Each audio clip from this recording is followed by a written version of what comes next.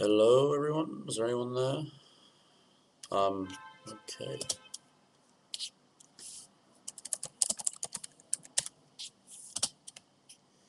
So, hi, I'm Toby. I will be directing the United Nations Development Program at HMUN India 2015. And yeah, so I'm really excited for that. So first, a little bit about myself. I'm going to be a junior next year, so third year at Harvard next year. I'm originally from the UK, which is where I am now. I'm in London. Um, but I currently live in Canada, so a little bit of a dichotomy there. Um, yeah, I'm studying social studies at Harvard, hopefully getting a secondary or a minor in economics. Um, yep. Outside of sort of the classroom, obviously do a lot of more UN, so I'm on the secretariat for HMUN Boston, as the Undersecretary General for Specialized Agencies. I also participate in the traveling team, ICMUN. I've did HMUN China. I've done Harvard National Model United Nations, which is the conference we host for college students. So that's a lot of fun as well. Yeah, and outside of sort of Model UN, I play on the rugby team at Harvard. So you feel free if you're a rugby fan, which I'm sure not many of you are, but it's okay. I'll also be accepting any questions relating to the Ashes victory that occurred yesterday. If there's any cricket educated viewers in the audience, so that was a good day. Right. Of course, if you have any questions at any time, please put them in the chat on the right-hand side of the screen. I think it'd be a lot more interesting if it's interactive and I can respond to sort of any questions, concerns, doubts you have about things that I'm saying, aspects of the Ecosoc you're curious about, aspects of my committee in particular. Yeah, so hit me with them. So the theme of this is obviously how to succeed in the Ecosoc. I think the Ecosoc's, sort of the Economic and Social Council's Ecosoc for sure, I'll probably be saying Ecosoc because it's a lot shorter. I think a big thing about the Ecosocs is the fact that they have the potential to be, I think, by far the most substantive committees at any conference. I think in the GAs, the GAs are tend to sort of you can get a bit lost in the GAs. It kind of becomes about sort of how well you sort of maneuver, sort of in terms of your block formation, and how well you give up and get up and give very big grandiose speeches. But I think the Ecosocs are a little smaller. They're always a pretty good size. And a single delegate, so you really have to work with everyone in the room. You can't just sort of have one person that speaks and one person that sort of does the political stuff. And I think a lot of the committees, particularly the UNDP, they have a big emphasis on sort of practical solution building, which I don't think you get to an extent in the GAs, in the sense that you're there to come up with ideas, to have sort of think of ways to improve the world through that committee. So I think in terms as a delegate, I think a big part of that comes in how you behave in committee, and I think there's the best sort of delegates in Ecosoc and the most productive delegates in Ecosoc, the ones that sort of take Model UN at face value rather than try and sort of game the system and do things that directors they think will get them awards, because I don't think that works in Ecosoc. I think the emphasis on Ecosoc is having sort of actual solutions, having great ideas, working and cooperating with other people, and I think the kind of the gaming the parliamentary procedure and trying to one up your rival, I don't think gets you anywhere in an Ecosoc, which is a lot of fun. So sort of on that topic, I wrote a few notes down here. So, as I mentioned, sort of in the Economic and Social Council, cooperation is a must. I think the people that succeed and sort of produce good resolutions are those that are able to work with everyone in the room, and they're not sort of constrained by the idea of constantly trying to have a block and as a resolution that's better than someone else's block and resolution. And I think that especially, and that means that people can do well even if they're not as strong or as confident or as happy in the sort of the public speaking front. Obviously, being able to speak and get your ideas across is important, but people with sort of original ideas can really find a niche and find a way to work into the committee in other ways as well. So yeah, and I think the Ecosoc rewards creativity a lot. Obviously, there's some creativity involved in crisis and stuff, but I think it rewards people that have realistic but innovative solutions to issues. I think like that's a lot of what the real sort of United Nations Development Program does. They try and think of like they establish a problem in the world, say poverty in certain regions or like gender imbalances, that sort of things. And they look at ways like how can we actually physically change the situation on the ground? How can we improve things for the better? And I think that's what delegates should be looking to do in an Ecosoc. So in terms of, just to give you a bit of background of the committee I'll be running, so I'm going to be directing the United Nations Development Program. I'm really excited for that. I think particularly now it's a fascinating time to be doing that committee with the sort of the culmination of the 2015 Millennium Development Goals. So they sort of expire, so to speak, in 2015. And so basically my committee will be trying to set the post-2015 development agenda. These have kind of, in the real world, it's kind of been set through what they've called the Sustainable Development Goals, the SDGs. And they're kind of 17 sort of goals that kind of lead pretty much a continuation of the MDGs in a lot of ways. But they haven't actually been ratified yet. They're due to be ratified in September, I think, is the next meeting of the UNDP. So basically, what I want to see from my delegates and from my committee is them sort of thinking, okay, we know sort of the first step is to analyze what happened with the Millennium Development Goals and think what worked, what did we succeed in, how did we fail, why did we fail, and then use that knowledge to come together and actually produce a document that will be the post-2015 development agenda and where the world will go in terms of development. And I think that doesn't have to necessarily be a carbon copy of what we've seen so far, the Sustainable Development Goals. I think people can be very creative. They don't have to do sort of 8 goals again. They can sort of put it in a different format. I'd love to see some of those ideas. I think some of the thing I'm looking forward to most for my committee is to see what people come up with and to see how people approach some of the most important challenges of our time in an inventive way. So I've seen some questions pile up. I'll finish my little spiel and then I'll try and address those as best I can. So yeah, basically what I want to see from my committee at the end of the day is one resolution that's passed that sets out the development agenda post 2015. So that's not going to be a situation where I'm looking for people to sort of one-up each other and try and fight to get their resolution passed. I want people to come together collaboratively and produce something really interesting. So perhaps I'll get to some of the questions now. I'll start from the one I received first. Could you explain Ecosoc? I hope I was able to do that. But I hope, yeah. If not, I'm sorry. Is knowing about Ecosoc important for the delegate and in the UNEP?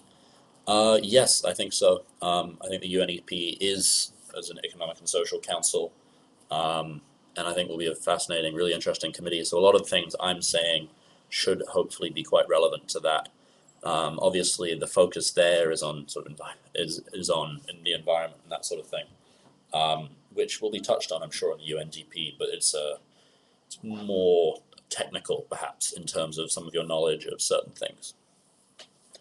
So the dress code. So the dress code for HMUN India is Western business attire, which is sort of a strange term that's only really used in multi-UN circles. But But effectively, it's sort of a jacket and tie and long trousers or pants, as they say in America, if you're a guy, and for a girl,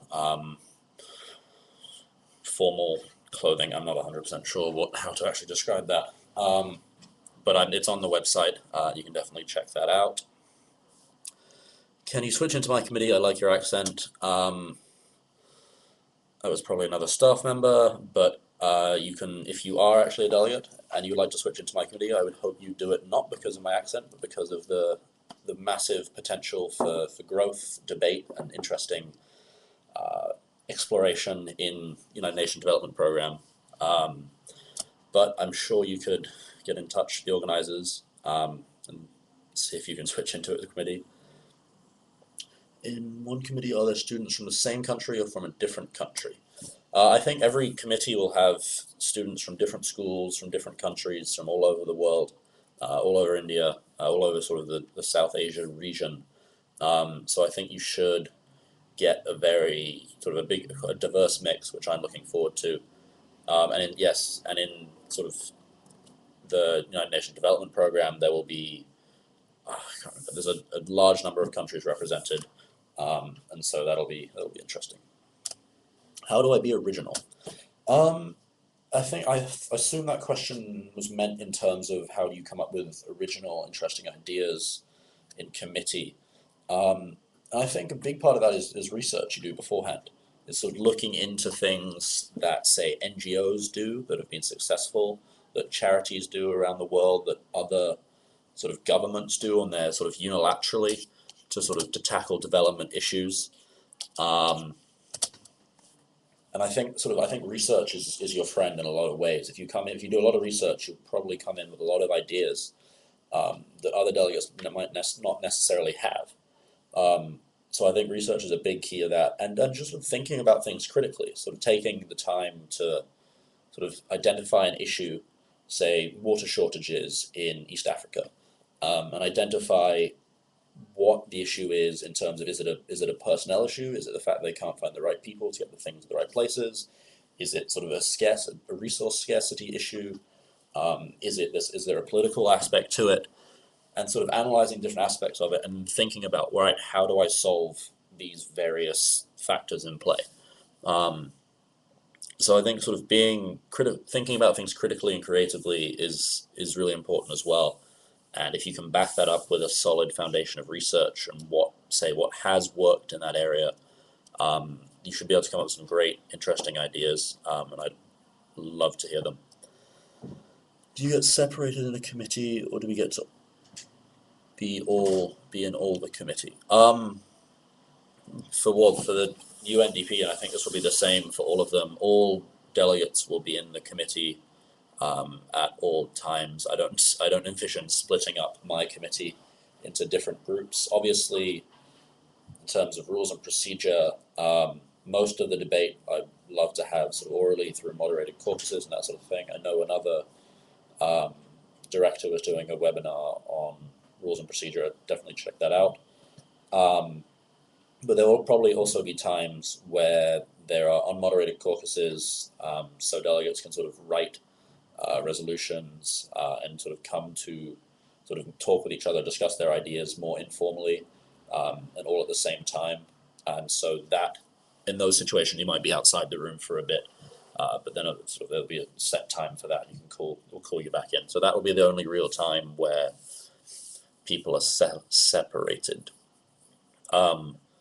In terms of if you're traveling with a school delegation, you probably won't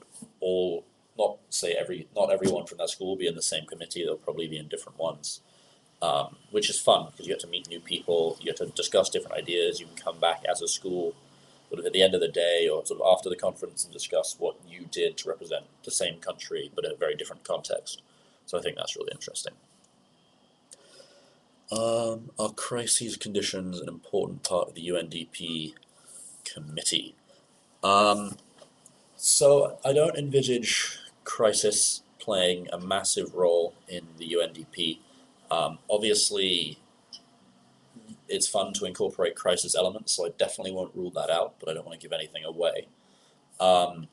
but I think a big part of the UNDP is going to be sort of literally formulating a resolution that will sort of set the framework for I've used this word too many times, a post-2015 development agenda.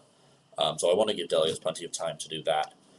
However, crises that sort of highlight a key issue that delegates might be discussing, or that sort of add a new dynamic to, or a new urgency to a certain issue that I think is perhaps being left out by the delegates, those could definitely play a role, and I think they could be an interesting way of helping to frame debate in sort of given a real world context. No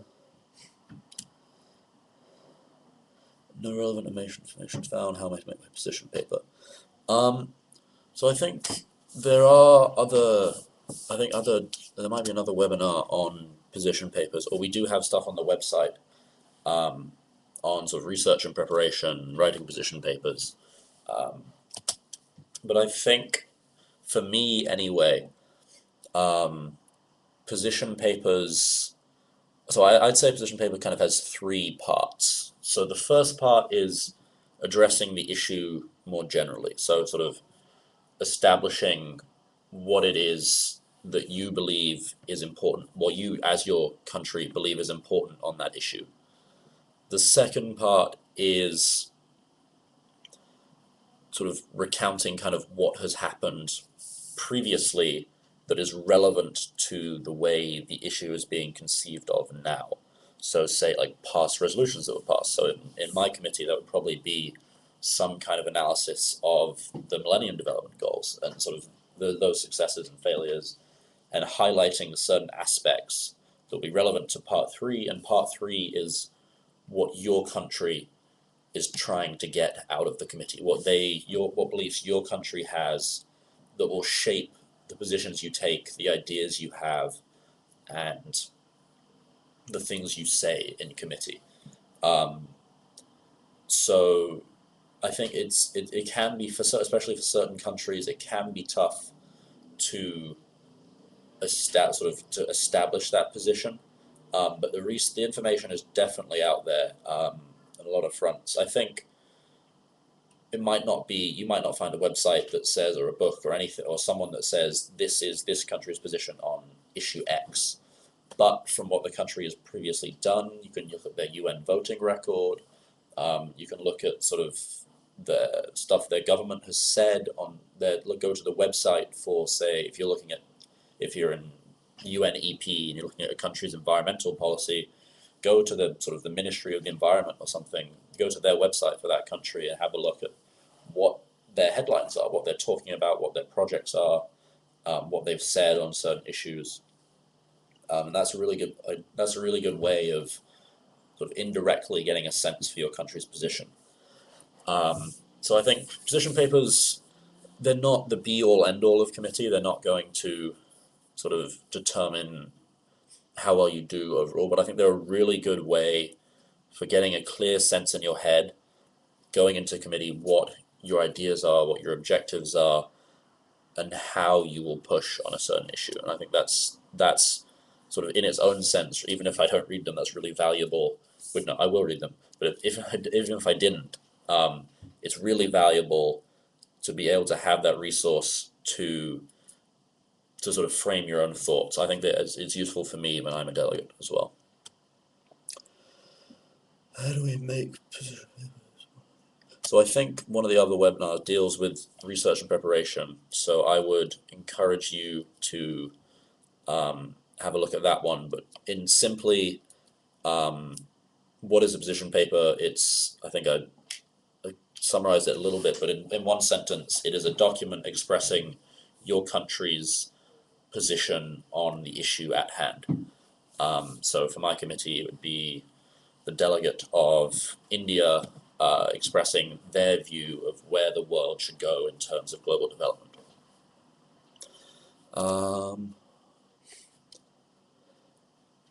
I struggle with creativity. Yeah, no, being creative spontaneously is tough. But I think, as I talked about earlier, research helps. You don't necessarily have to have every idea yourself, but finding what, say, an NGO or a charity is doing online and be able to adapt that to an idea for a resolution is a really good way of sort of bringing in new arguments and new nuances to an issue and to a debate. So I think research is a big part of that. And also just discussion, sort of ask people that you think have, if you say a friend of yours has worked for an NGO, or a parent or a relation of some kind has experience in an area, then ask them about it, pick their brains, like see what they think about a certain question. And that's a good sort of bouncing ideas like that. But that's what ModUN conference is. It's a verbal exchange of ideas to hopefully form a cohesive position and course of action on a problem. And I think you can do that in a small scale prior to a conference. That'll make you look a lot more creative when you get there. I think I've touched on position papers. What are resolutions? Is this going to be tough for a first timer? So I definitely recommend checking out the Rules and Procedures webinar if you're confused on resolutions. But effectively, a resolution is a document that a committee produces to spell out how they want to enact something. So it sounds very general. So for me, in my committee, a resolution will be a document with multiple clauses. There's a specific formatting that you can look up online. Just look up United Nations resolution formatting. There's clauses that have a specific sort of type of verb at the beginning that say, like, this committee like asserts that this is a problem. This committee supports the creation of X, Y, and Z body to deal with this issue. A in this region, B in this region, C in this region, stuff like that. So effectively, the resolution lays out what your committee is going to do about a problem. And there's a little more nuance to it, but in simple forms, that's what it is. Is it tough for a first timer? I don't think it necessarily has to be. The content of a resolution is open to sort of access for people that are experienced and people that are there for the first time. If you have a good idea and you're able to communicate it effectively, you can get that in a resolution. I think the only difficult part of a resolution can be the specific way in which it gets formatted and it's structured in ModUN and in the UN, to be fair. But I think with just a little bit of research beforehand and read a few resolutions, say either from real conferences or from previous Mod United Nation conferences, it's a good way to sort of acquaint yourself with that, and so it won't sort of trip you up. How do I win an award? I don't think I'm going to answer that question because I don't think ModUN should be about winning awards. Obviously, it's nice to be recognized for hard work and for sort of coming up with good ideas and speaking well. But I think what you get out of ModUN is far more than an award. I think honestly, for me, the thing I've enjoyed most is the people I've met and the connections I've made. Some of my best friends are from doing ModUN. Some of my best memories are from ModUN. I don't think, like, when I've won awards, it's been nice, but it hasn't been sort of the highlight of that. So I don't think that should be anyone's emphasis. Hold on, what's the next question? What is the topic for us? How do you prepare for it? If that means for my committee, United Nations Development Program, the topic is setting the post-2015 development agenda. So assessing the expiring Millennium Development Goals and figuring out a way to move forward from then. So, all that. So on the website there are background guides for all the committees. Those are probably the first things you should read when you start researching and preparing for your committee. and they're sort of what directors have researched and written and put a lot of work into for sort of to acquaint the delegates with how we think about the committee, and also provide you with information that should sort of help springboard your research and your preparation. So definitely read those, and then hopefully use that to think about how you want to approach your committee. It would be a good thing to formulate a very dramatic Gsl speech. I'm not sure what you mean by Gsl, but if you want to clarify that, you can. But dramatic speeches are nice, but I think that they don't lend much to the committee. So I think there's a difference between speaking dramatically and speaking well. And they can overlap, but they often don't, because speaking dramatically, you're probably not going to be including many facts, many ideas, many opinions. You'll be trying to appeal to emotion, which is something that I don't think works very well if you're trying to formulate an idea and approach a solution to an issue. So I wouldn't prepare a pre-written speech before conference or anything like that. It's fine to sort of while you're at conference, write down notes for a speech, and what you want to say. I think that's always useful. I always do that. I always have sort of every time I speak, I have a few bullet points written down in front of me that I want to cover, but I never write sort of a word for word speech. So I think A, you have more productive uses of your time, and B, often you lose substantive clarity in favor of dramaticism, which I think is unfortunate. Have you people read? Oh, could you explain the speaking list? Sure. So, well, the primary speakers list is the one that is opened pretty much at the beginning of committee session, once everyone's sort of done roll call and established who's here and quorum and that sort of thing. First primary speakers list is the list of people trying to set the agenda. So particularly in, say, a large general assembly where you have two topics, the committee will debate whether which of the two topics they want to discuss. And so that's what happens on the primary speakers list. And then one of the key things about being on the speaking list, primary or secondary, is that you can yield your time. You can yield to the chair, you can yield to another delegate, you can yield to questions, but you have to, say if your speech is 2 minutes long, you have to if you only speak for a minute of that, you have to yield the time to someone else or to the chair if you're done there. So that's important to bear in mind. The secondary speakers list is once a topic is chosen, the secondary speakers list is opened and it's for general comments by the committee on on an issue. So it's a good way of getting your country's position out there and sort of what you think about an issue stated, and then perhaps kind of directing the debate. So if you sort of get up and make a very good speech about, say, sort of the lack of gender equality in certain regions of the world, then someone might think, oh, it's a good thing to discuss, and then they might propose a moderated caucus on resolving gender equality issues. So something like that.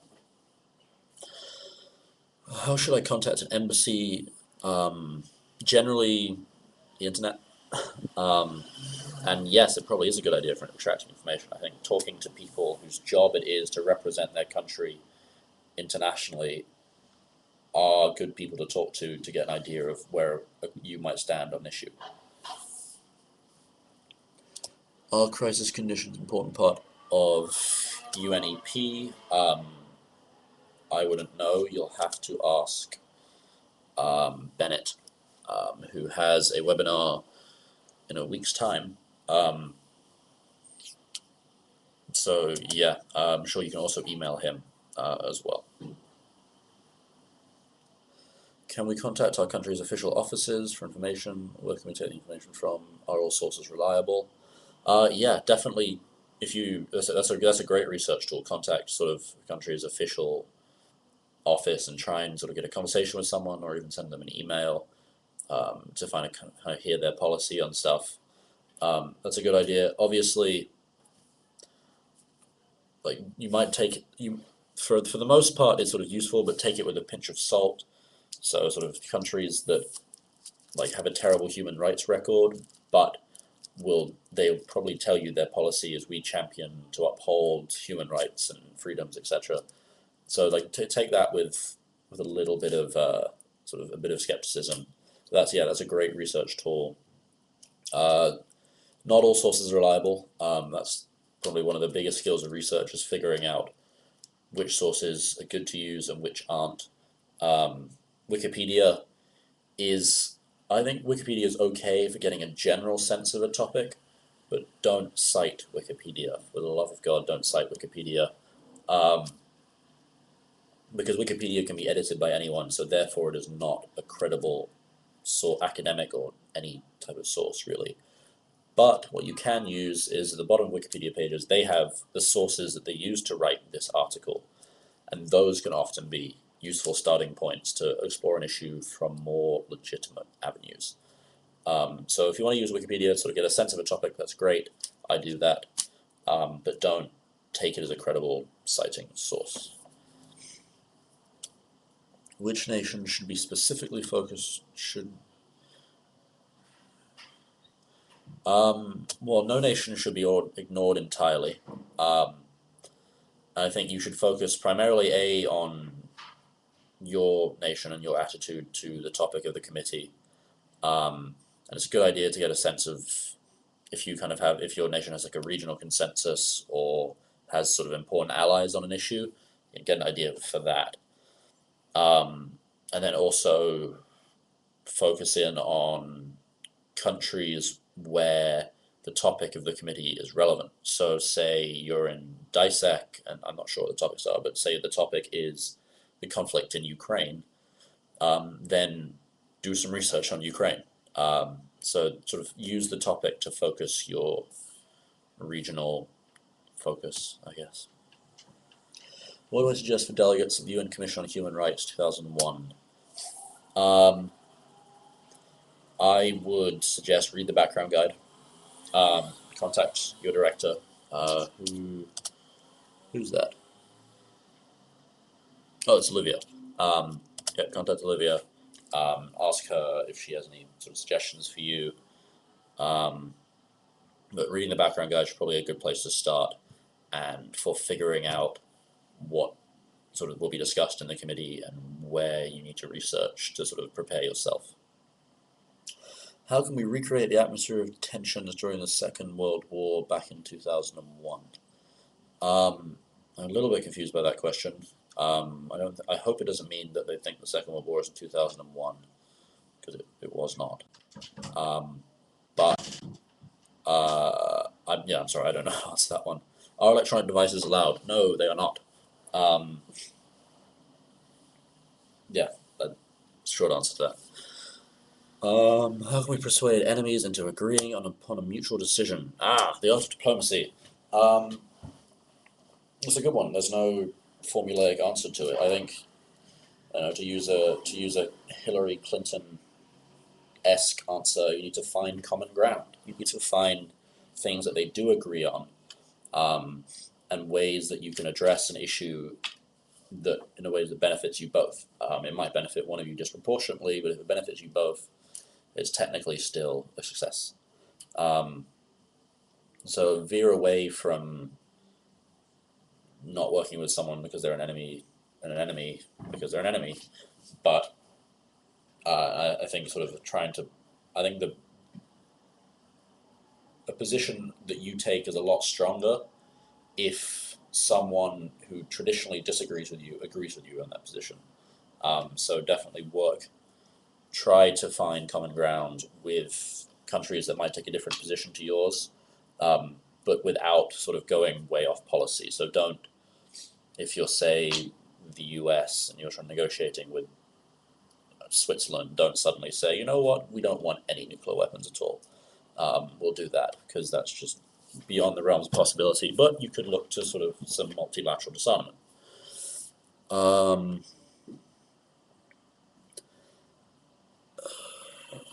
Now that the UNEP has only one topic, do we have to make 2 position papers? That is a phenomenal question that I'm not 100% sure I know the answer to. But probably not, would be my answer. Oh, it's the person below answered it. No, 1 position paper. Want to know which committee you belong to? Okay, I am the director for the United Nations Development Program.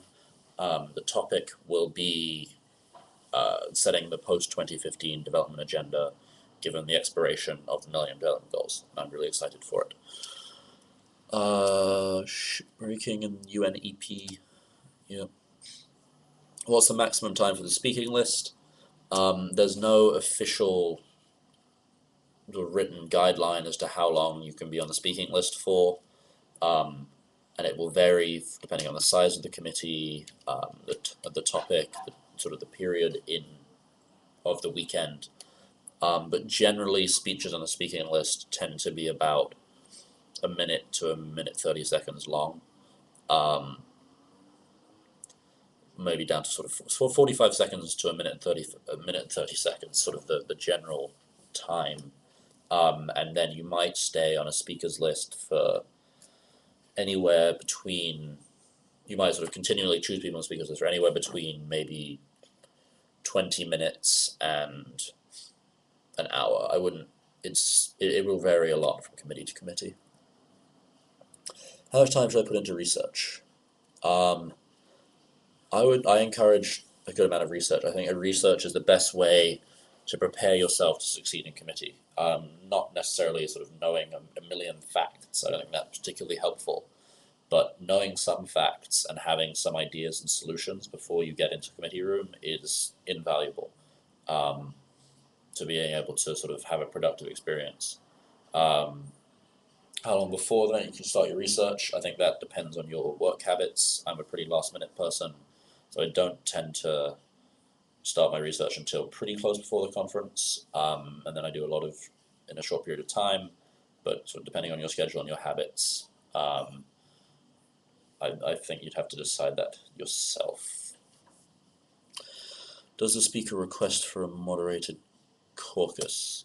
Yeah, so again, good idea to watch the rules and procedures video, but moderated caucuses are motioned for by delegates. Sort of the chair will say, are there any points or motions on the floor? Someone will stand up. I'd like to motion for a 10 minutes moderated caucus with 1 minute speaking time on the issue of the destruction of the Amazon rainforest, something like that.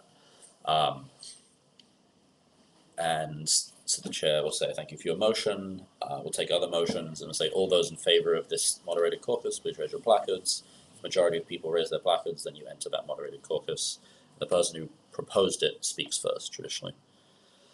Are pre-written notes allowed? No. Well, depends what you mean by notes. If your notes as in research that you're going to draw from to write resolutions, then yes, obviously. But if you've pre-written a resolution or pre-written clauses, you should not do that. That's not allowed. The idea is that the clauses and the resolutions you come up with are drawn from the debates and discussions you have in committee. Will the lines of communication between us delegates and our country be assumed to be open in order to negotiate with the government back home?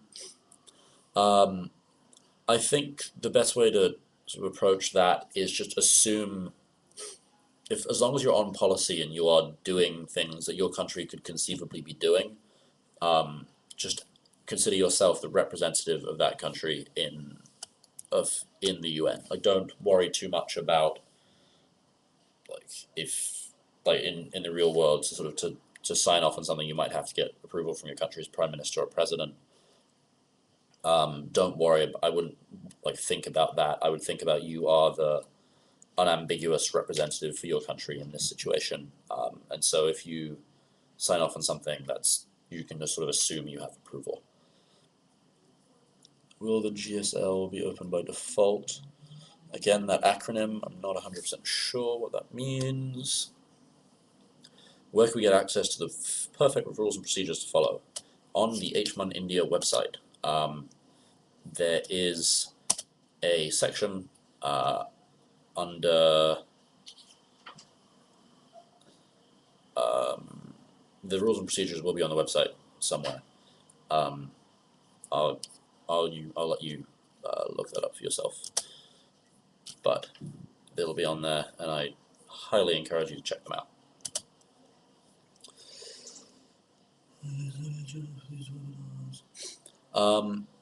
The agenda for these webinars, so I can actually pull that up. I'm going to copy and paste the link into the chat. So it's in there. It's basically scroll down to that page. Scroll down on that page to the section entitled HMUN India 101. It has a list of all the webinars that will be taking place, who will be holding them, and when they will be held.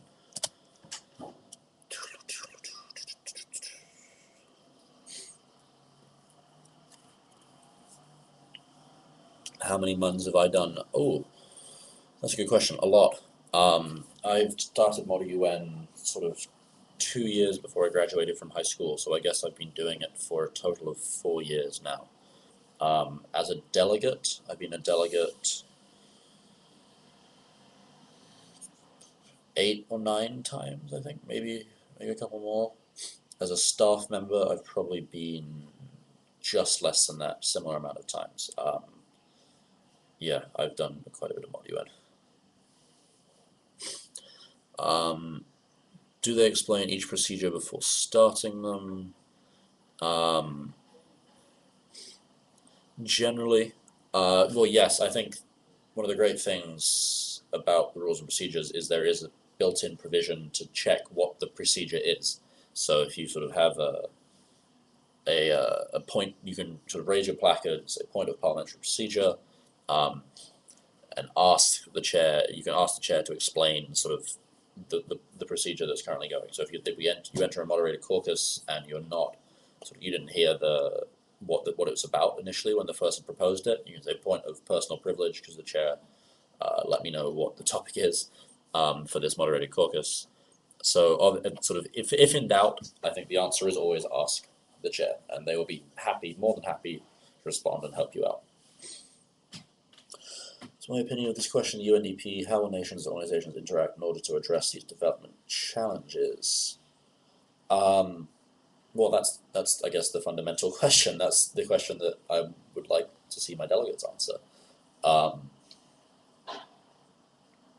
Yeah, I think that will hopefully that question will hopefully be answered over the course of a weekend at HMUN India. Is there a video online of HMUN for first timers? I don't think there is a video of actual HMUN online. If anyone is watching and knows to the contrary, please post a link. But there are tutorial videos on the website, or that are going to be on the website, sort of explaining some things to first timers. These webinars are also a useful tool for first timers. Sort of speak with us, ask us questions, and sort of so we can give you some advice. Do we get to tell a proper speech kind of thing, or just talk about the topic? Well, every time you speak, you are making a speech. To be fair, like you're not, as I mentioned before, I'm not a huge fan of these very grandiose, bumptious, sort of emotional speeches, because I don't think they really help sort of building solutions on a topic. But at the same time, you want your speech to be sort of clear, coherent, and well argued, so you can get your point across. So yes, you are making speeches. You're not kind of just having a casual conversation about the topic. And I think that kind of formality is very useful, because it forces people to think, how can I best convey my position or this piece of information? So yes, you are making speeches, and you should sort of do your best on them. Obviously, if you're not the greatest public speaker, that doesn't matter that much, as long as you're able to communicate your idea clearly and effectively, and it's a good idea in the first place. Do we get turns to talk or just a random pick? So the speakers are selected at the discretion of the chair, but it isn't totally random. It's effectively, I will be doing my best, as will every other chair, to give people who want to speak an equal share of turns to speak. So we'll be keeping note of how many times everyone speaks, and there will be a very conscious effort made to sort of keep speaking times equalized, so one person doesn't get excessive floor time just because they put their placard up a lot. Like, putting your placard up a lot is great. You should do that, but you won't say if you think you're if you so even if you're a great delegate and have a great idea. We want the sort of the philosophy is the strength of a committee comes from the majority of its members, not from one or two very intelligent people.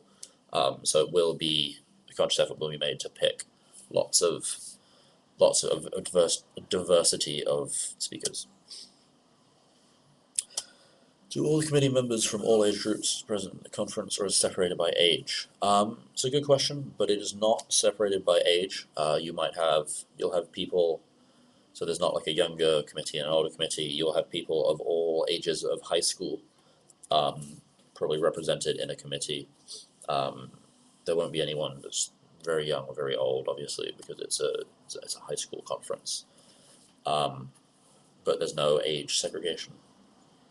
Gsl, general speakers list. Okay, that's all right. So that's what I've been referring to as the primary speakers list, I think, or the secondary. I'm not 100% sure. Maybe I'll have to brush up on my terms. Can we make our own opinions if no information is available? I would encourage you to avoid arbitrarily making your own opinions on an issue and passing it off as your country's. Just because that's not really the point. The whole point is that you represent a country and you learn about that country and that country's position. And that's pretty cool. That's kind of a cool thing to do, to understand sort of what another country did, what a country does. Sorry, I was reading another question.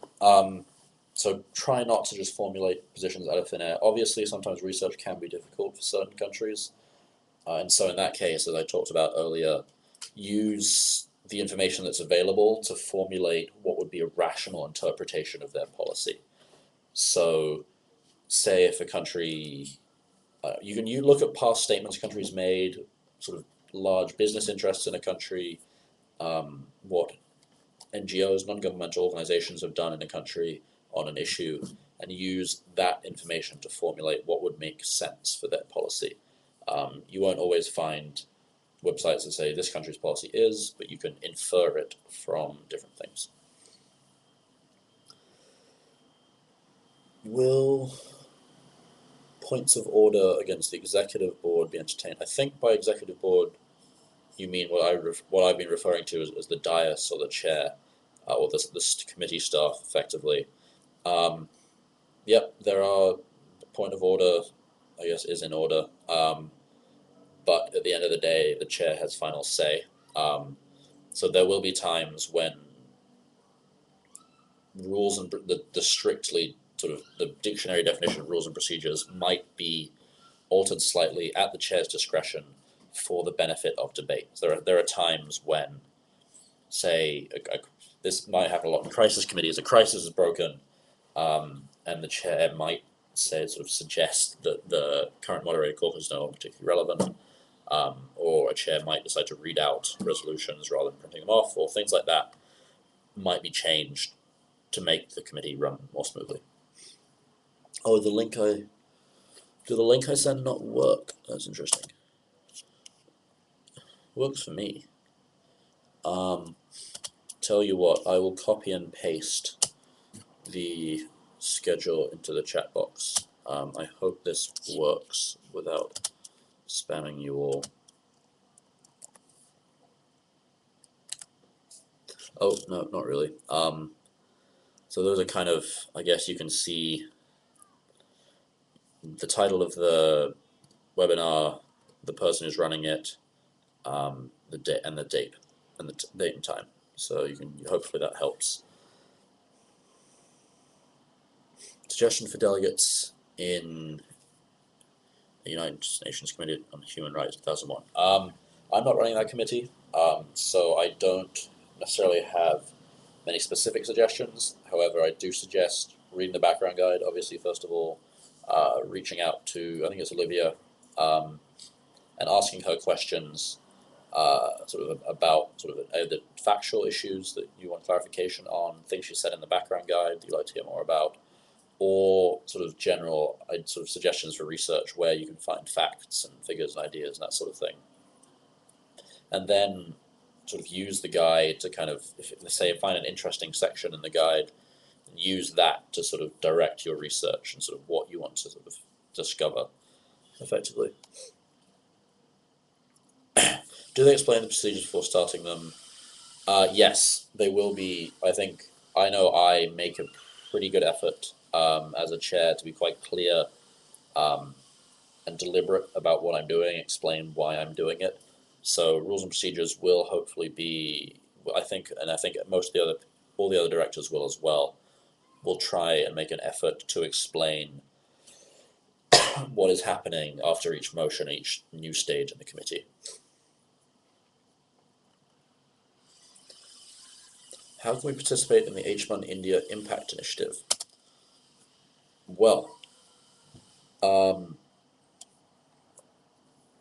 again, this is on the HMUN India website, but you can, as it says, send in a 3-minute video profiling your chosen NGO or individual and tell us the story, and then hopefully we will tell the world about them. So I will, again, the link I sent earlier, if that's working for people, that has the information for the Impact Initiative. Definitely a really cool opportunity. Check that out if you haven't already.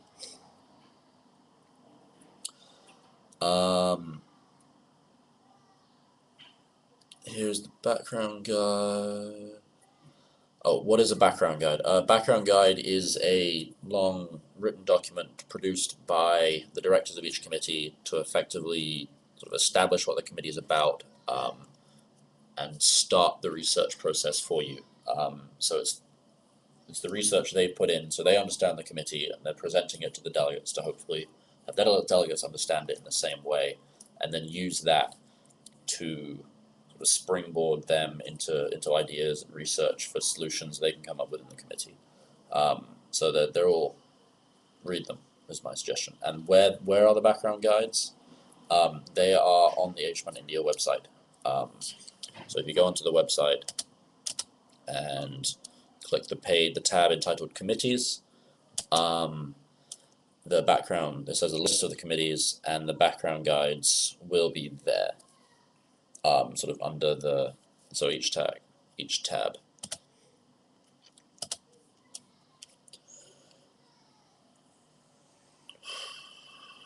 Can personal pronouns be used, or is it necessary to address others as delegate of? Different chairs have different, so technically personal pronouns cannot be used. That's part of the rules and procedures, as the idea being that in the UN you are not an individual, you are representing the interests of your nation, your country, your state. So in that sense, no, personal pronouns can't be used. Some chairs are a little more relaxed about it. I'm not sort of the person that'll interrupt you in the middle of a speech and say, excuse me, you just used I instead of Malaysia thinks that. But at the same time, I think it is important that delegates do sort of kind of recognize that they're representing a country. They're not representing their own views. And I think the way you speak about an issue is a good way of sort of slotting into that role. So I won't be kind of calling people out excessively, but I would definitely encourage you to avoid personal pronouns and say, if you're delegate of Malaysia, say Malaysia thinks that, it's in Malaysia's interests that, if someone else is referring to them sort of as Malaysia said, or as a delegate of Malaysia has said. So it's useful I think that's an important part of representing the country in model United Nations. Is there a curfew time? I think so. I don't know what it is. Again, website. Check it out. I'm not 100% sure on that question. Where's the background guide? Hopefully I just talked you through it. It's on the website under the committees tabs. You can scroll down, find your committee. In the back there should be a link to the background guide there. How should you go about your research after reading the background guide? So I think I talked about this a bit, but once you've read it, perhaps find an area of the guide that's interesting to you, or an area that you think will be interesting to the country or person you're representing, and sort of start there. So yeah, I think I kind of pick an interesting issue and just see what you can do with it. How do you raise a moderated caucus? What do you do an unmoderated caucus? A moderated caucus is proposed by, I think I talked through this a little bit before, but a delegate will raise their placard, sort of when the chair asks for points or motions, and the delegate would say, yes, I motion for a 10-minute moderated caucus with 30-second speaking time on the issue of human trafficking in Southwest Africa. And then sort of from that point, the chair will say, thank you for your motion, delegate, ask for other motions, or other people might propose different moderated caucuses of different speaking times, etc. Then the chair will sort of call the motions from least to most obstructive, look that up in the rules of procedure. It's a tough one to explain. And then delegates will vote on which moderated caucus or which motion they would like to see enacted. Do we have a topic beforehand? Yes, topic beforehand is all in the background guides on the website. There's also, if you want to get a little sense of it, each director has written sort of a letter up there that gives kind of a summary of their vision for the committee. So that's a very good way of just sort of getting a quick 30-second snapshot of what the committee will be like. Points of inquiry. Is that a real point? I don't think. No, that's not a real point, actually.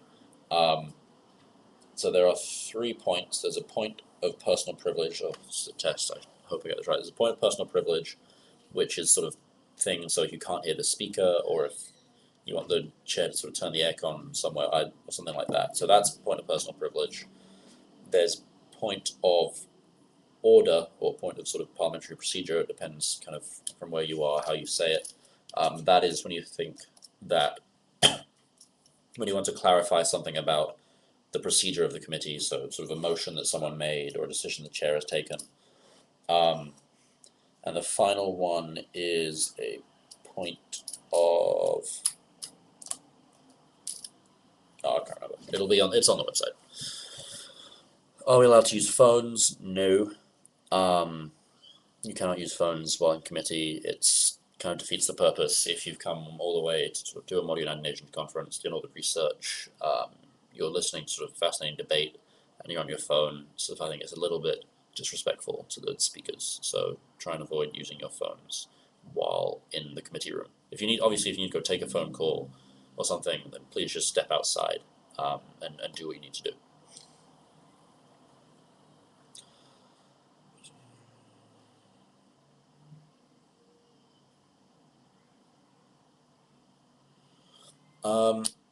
Right, so I think I've been on here for about an hour now, so I think I might be wrapping this up.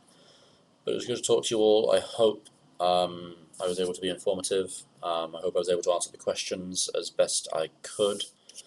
Yeah, I'm really looking forward to HMUN India. I think it's going to be a fantastic conference. I'm really looking forward to my committee in particular.